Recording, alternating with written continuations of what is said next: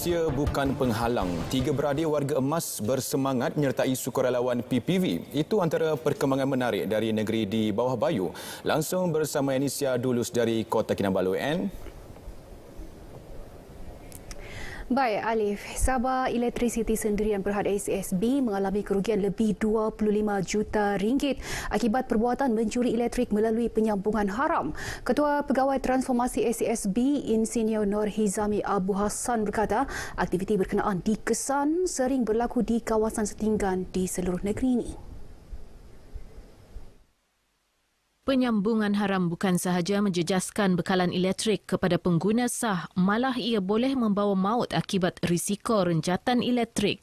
Akta Pencegahan Jenayah 1959 bagi melaksanakan tangkapan kepada pesalah ataupun kepada yang melakukan sambungan haram ini. Dan ini juga salah satu inisiatif kerjasama dengan SSB dan juga PDRM bagi memastikan kerja-kerja sambungan haram ini dapat dibanteras. Nur Hizami ditemui media selepas sesi taklimat operasi mengesan penyambungan haram di Wisma ACSB Kota Kinabalu. Operasi ini dilakukan di 3 lokasi utama iaitu Lorong Keleto, Kampung Bawang dan Kampung Suang Parai dengan kekuatan 73 anggota, antaranya petugas ACSB, Suruhanjaya Tenaga, pihak berkuasa tempatan dan polis. Sementara itu, Pengarah Suruhanjaya Tenaga Pantai Barat Sabah, Jeffrey Nuri berkata, pihaknya memandang serius kegiatan penyambungan haram dan tindakan tegas akan diambil terhadap mereka yang terlibat. Kami di Suruhanjaya Tenaga memandang serius perkara ini di mana jika terdapat pihak-pihak yang bersalah ataupun didapati melakukan ketidakpatuhan terhadap akta bekalan elektrik di bawah Seksyen 37, pihak-pihak ini ataupun individu-individu ini boleh diambil tindakan. Tambah beliau, 3 kes kematian renjatan elektrik akibat sambungan haram direkodkan tahun ini. Terbaru membabitkan seorang lelaki dipercayai pendatang tanpa izin yang maut terkena renjatan elektrik di Lorong Keleto 4 April lalu. Usia emas tidak menghalang 3 beradik menabur bakti sebagai sukarelawan di Pusat Pemberian Vaksin PPV Dewan Hongkod Keisaan Persatuan Kebudayaan Kadazan Dusun KDCA Penampang. Lim Sachu 68 bersama 2 adiknya, Lim Suat Hong 67 dan Lim Chu Wah 60 tahun mula bertugas sebagai sukarelawan di PPV itu sejak 1 Julai lalu. Ikuti perkongsian wartawan Sahira Samain. Berpegang kepada prinsip tanggungjawab dilaksana demi masyarakat menjadi pendorong kepada 3 beradik ini menawarkan diri sebagai sukarelawan di PPV Dewan Hongkod Keisaan KDCA Penampang.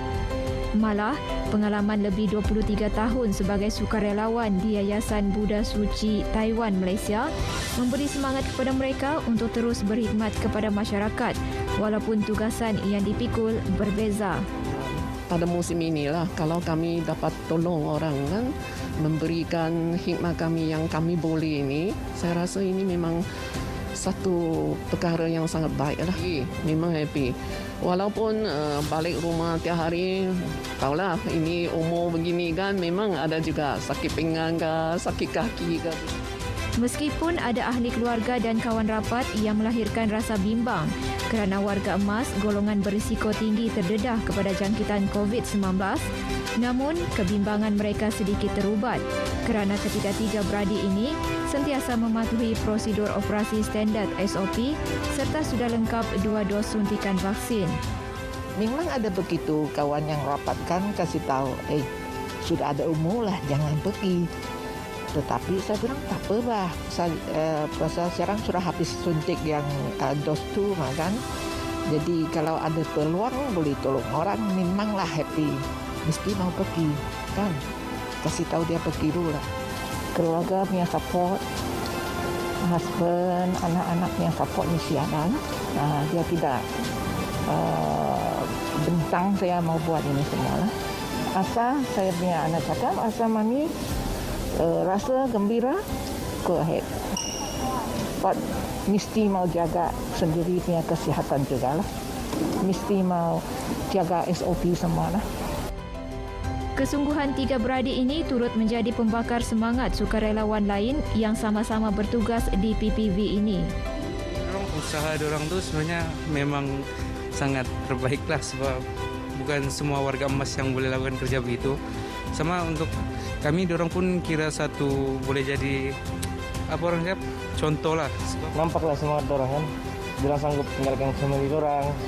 Risiko-risiko di sini pun macam orang berani hadap lah, berani tanggung apa semua. Kalau kami tengok orang kami rasa lebih semangat. Pasal kami kan orang muda. Selain PPV Dewan Hongkod Keesaan KDCA Penampang, 3 beradik ini turut bertugas sebagai sukarelawan di PPV The Pacific Sutra Kota Kinabalu mengikut jadual yang ditetapkan. Usaha 3 beradik warga emas ini wajar dicontohi.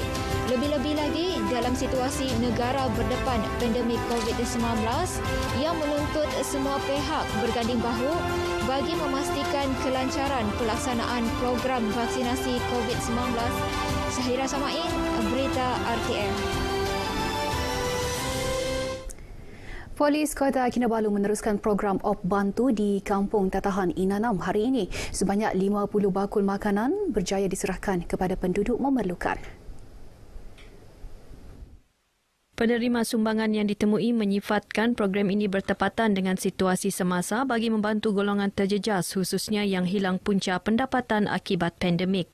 Terima kasih kerana bantuan dari PDRM ya, dari KK, kerana begitu sudi untuk datang di sini kampung kami untuk menyampaikan bantuan bakul tersebut. Lagipun pada masa ini waktu pandemik kan. Bantuan begini boleh juga mengurangkan bebanan penduduk kampung lah.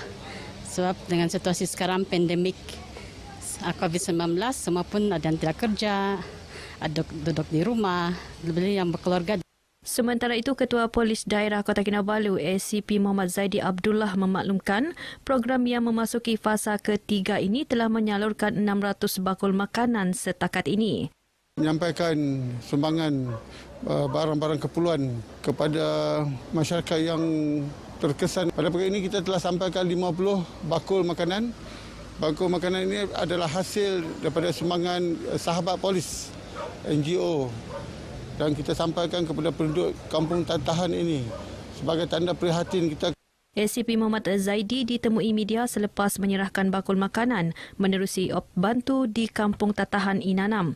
Beliau turut memberitahu selain Op Bantu, program ziarah kasih juga giat dijalankan Polis Kota Kinabalu dengan 200 bakul makanan disumbang setakat ini. Sementara itu, menyedari kepayahan dihadapi segelintir individu untuk mendapatkan bekalan makanan khususnya dalam situasi pandemik ketika ini, Universiti Malaysia Sabah UMS terus aktif menjalankan program Food Bank. Sejak pandemik COVID-19 bermula, lebih 10,000 bakul makanan telah disalurkan kepada pelajar memerlukan. Para pelajar UMS yang ditemui menzahirkan rasa syukur menerima manfaat Food Bank tersebut.